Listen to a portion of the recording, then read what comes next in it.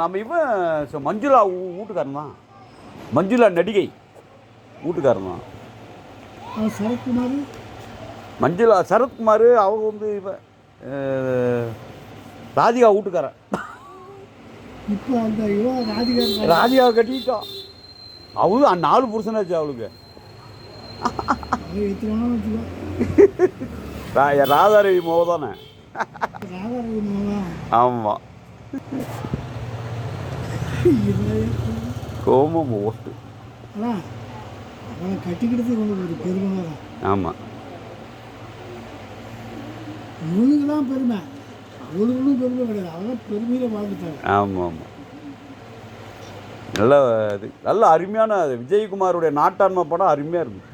சும்மா மீசையெல்லாம் வச்சு அப்பா பழமையான ஆள். அவன் சொல்கிறான், அவன் தங்கிச்சு அந்த படத்தில் அவன் என்ன சொல்கிறான், நாட்டாண்மை அவன் தீர்ப்பு மாறக்கூடாதுன்றான். அவன் மச்சான் தப்பு செஞ்சுடுறான் ஒரு பொண்ணை.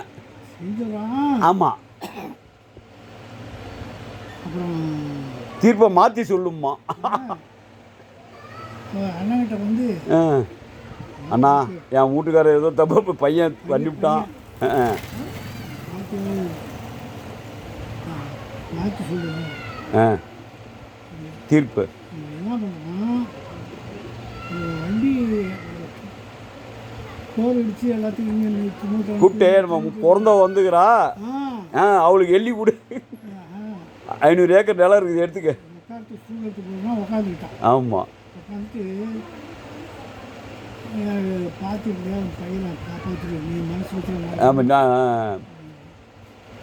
அவனை கூப்பிட்டு பிறந்த வந்துருக்குறா, அந்த எத்தனை போனாங்க 500 போங்க நவ.